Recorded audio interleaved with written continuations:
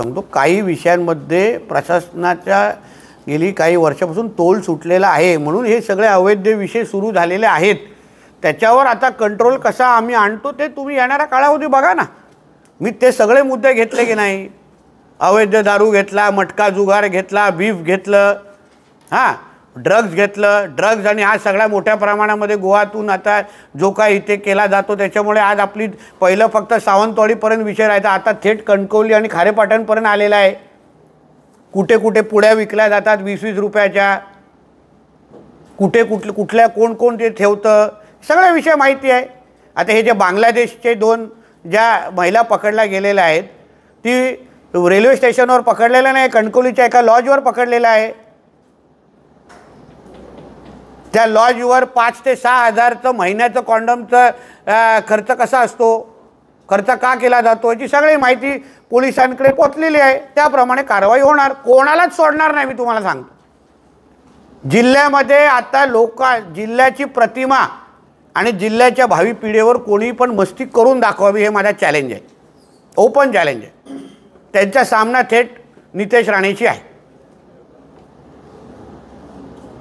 म्हणून कोणालाही त्या संबंधित सोडला जाणार नाही. हे असं कोणतरी रेल्वे स्टेशन दाखवण्याची कोणी हिंमत दाखवली, कुठला तो अधिकारी होता, त्याच्यावर पण मी पोलिसांना माहिती घ्यायला माहिती घ्यायला सांगितलं. बोला, तुम्ही इन्क्वायरी जाहीर करा. बांगलादेशीच्या 2 महिला इथे येतात, आणतो कोण, ठेवलं कोण जातं, आणि मग त्यांना का खोटं बोललं जातं की बाबा ते पोलीस स्टेशनवर अटक आहे.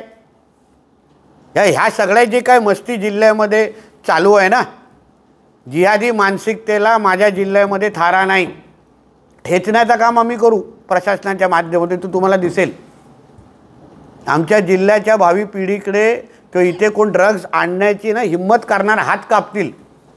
हे जे काय बाजारपेठामध्ये हे जे काय बाहेरचे फेरीवाले यूपी बीपी बिहारचे येऊन जे बसतायत ना, सगळ्यांना काढला जाणार. इथे कोणालाही सुरक्षेच्या दृष्टिकोनातून इथे कोणीही माझ्या जिल्ह्यामध्ये मस्ती करायला कोणाला परवानगी नाही. जो कोण माझ्या जिल्ह्यामध्ये इथे व्यवसाय करतोय त्याच्याकडे त्याचे सगळे पुरावे हवेत मला, सगळे पुरावे. कोणी येथून फळ विकायला येणार, फळ विकायला, कोणी इथे सोफा विकायला येणार, पर्स विकायला येणार. आणि मी जेव्हा माहिती काढली, आता कणकवलीचं एक उदाहरण बाजारपेठाचं सांगतो. मी सीओला सांगितलं माहिती काढा कोण कोण आहेत. 16 यूपीचे लोक तिथे भेटले, फेरीवाले, फ्रूट विकणारे आणि फेरीवाले. काय इंटेन्शन इथे येण्याचं? काय यूपीला धंदा होत नाही? आमच्या योगीजींच्या राज्यामध्ये तर सगळ्यांचा फायदा होतो आहे तिथे. मग इथे येण्याचं काय इंटेन्शन? या सगळ्या गोष्टीवर बारीक नजर ठेवली जाणार आता.